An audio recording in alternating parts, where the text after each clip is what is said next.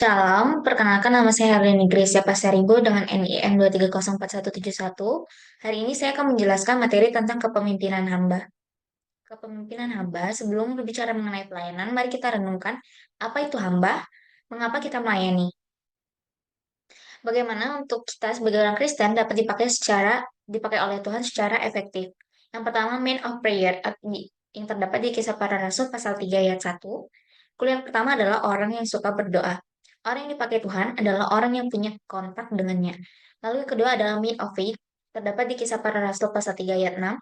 Diperlukan iman yang sangat besar untuk melayani orang-orang, terlebih saat kita menemukan kondisi-kondisi yang tidak mungkin secara pikiran manusia. Padahal bukan kemampuan kita, namun kemampuan Tuhan yang menyelesaikan segalanya. Masalah utamanya bukan kesulitan, tetapi iman kita. Lalu yang ketiga ada main of word. Orang yang mengandalkan firman-Nya lah yang dipakai Tuhan secara efektif. Membaca dan merenungkan firman akan membawa kita kepada pengenalan yang lebih akan Tuhan, dan hal itu berbanding lurus dengan iman kita. Semakin kita mengenal Tuhan, semakin kita akan beriman kepadanya. Lalu ada men that are filled with Holy Spirit yang terdapat di Kisah Para Rasul pasal 1 ayat 8, pasal 4 ayat 9 sampai 12. Orang yang dipenuhi kuasa Roh Kuduslah yang mampu dipakai Tuhan secara efektif.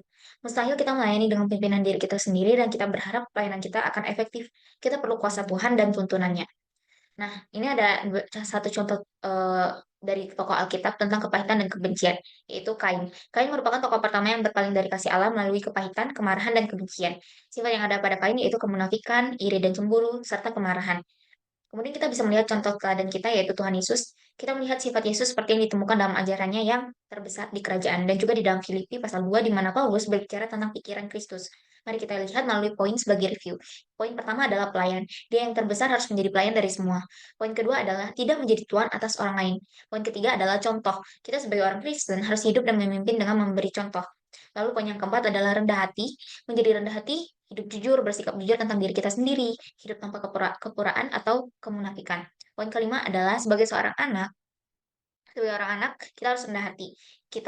Sebagai seorang anak kita tidak dapat menipu dan tidak dapat mengancam. Poin yang keenam adalah sebagai yang lebih muda, ini berarti bahwa memahami bahwa kita akan selalu menjadi orang-orang yang kurang beruntung dan juga berarti cahaya perjalanan. Poin yang ketujuh dan delapan adalah yang terakhir dan yang terkecil, yang tentu saja sangat mirip, dan itu melengkapi 8 bagian ajaran terbesar di kerajaan. Poin ke-9 adalah tidak ada paksaan. Yesus tidak memaksa kita, dia membiarkan kita bebas membuat pilihan yang tepat. Poin ke-10 adalah tidak ada ambisi buta. Yesus tidak didorong oleh ambisi yang buta. Tujuan surgawinya hanya bisa dicapai dengan cara surgawi. Kemudian poin yang 11, dia membuat dirinya tanpa reputasi. Tetapi ia membuat dirinya tanpa reputasi, mengambil bentuk hamba dan datang dalam rupa manusia, dan ditemukan dalam penampilan sebagai manusia yang sesuai di Filipi pasal 2 ayat 7 sampai 8. Kemudian poin yang ke-12 adalah manusia.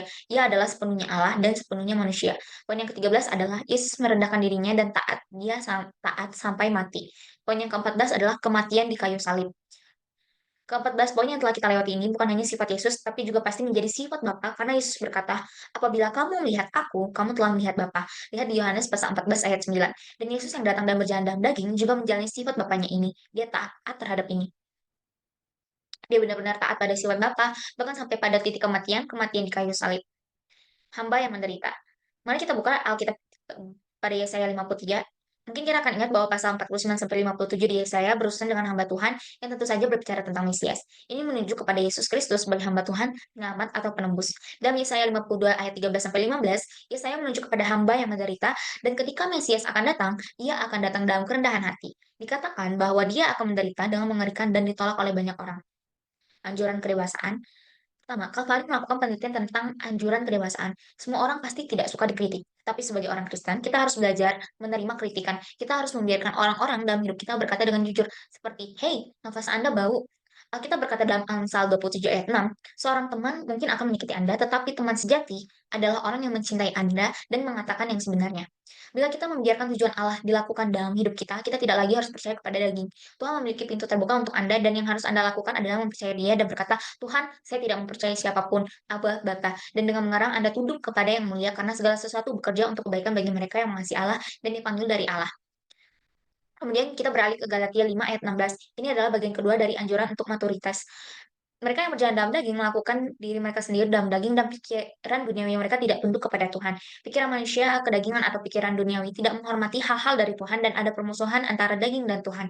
Mereka tidak bisa berkomunikasi karena dagingnya mengalahkan mereka. Dan saya harap kita semua dapat menemukan resep itu untuk hidup kita. Jika Tuhan telah mengesankan hatimu hari ini, pujilah Tuhan. Jangan berjalan keluar dan mengeluh bahwa Anda datang ke gereja dan sekarang Anda semua dihukum. Itu bagus dan itu luar biasa. Bukankah indah jika Tuhan menegur dan menasihati kita, lebih baik kita ditemukan oleh Tuhan daripada kita ditemukan oleh manusia. Manusia, mungkin tidak tahu bagaimana cara memaafkan, tapi Tuhan tahu caranya, Tuhan bisa melakukan hal itu. Manusia tidak tahu bagaimana cara merawat kita dan memberi kita kebersihan mental, tetapi Tuhan mampu melakukannya.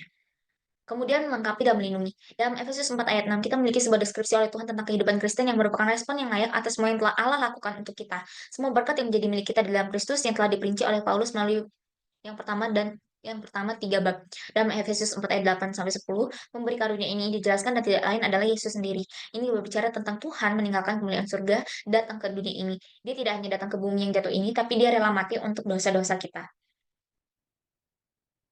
Nah, pastinya kita sudah selaras dengan Tuhan. Jika tidak, kita akan memiliki pemisahan antara apa yang kepala seperti Yesus dan seperti apa tubuh itu kita. Dan jika kita berpisah, kita akan mengalami hal yang sangat keji yang sama sekali tidak efektif. Kemudian sukacita hamba. Awal di gereja Filipi ini dibicarakan dalam Kisah Para Rasul 16. Paulus kemudian masuk dan mulai mengkhotbahkan firman di Filipi dan sebuah gereja yang sangat kuat didirikan di sana, sebagaimana Roh Kudus bekerja melalui mereka untuk meneguhkan Injil. Tapi itu bukan tanpa kesulitan karena Pak Paulus memberitakan Injil, ada seorang gadis yang kerasukan setan yang membawa kekayaan luar biasa kepada pemiliknya dan keberuntungan dan hal seperti ini. Dia mengikuti Paulus selama beberapa hari dan dia berkata, dengarkan orang-orang ini, mereka adalah hamba Allah yang maha tinggi dan mereka memberitahu kita jalan keselamatan. Sukacita adalah sesuatu yang lebih dalam karena memiliki dasar di dalam Kristus. Ini memiliki dasar dalam apa yang telah Allah lakukan untuk kita dan apa yang dipikirkan Allah tentang kita. Dan janji yang telah Allah buat kepada kita. Dan itu karena hal itu tidak pernah berubah, bahwa sumber sukacita kita tidak pernah berubah. Paulus berbicara kepada orang Filipi dengan latar belakang agraria semacam itu dan dia menceritakan bagaimana kehidupan mereka juga harus menanggung kebenaran, kebaikan, dan kematangan. Hidup kita harus mewujudkan buah dengan cara agar pohon hanya membutuhkan sedikit bantuan untuk menampung kelimpahan buah. Dan itulah doanya untuk gereja ini. Itu adalah doa yang indah. Kita bisa salah jika seseorang bertanya apa yang bisa mereka doakan untuk kita dan kita berkata bahwa baiklah, sembahlah doa Filipi, satu doa untuk saya. Tetapi ada satu doa lain yang secara pribadi yang saya sukai bahkan sedikit lebih dari yang ini dan itu adalah kok doa di Kolose. Mereka semua adalah doa yang indah diilhami oleh Roh Kudus dan ditulis oleh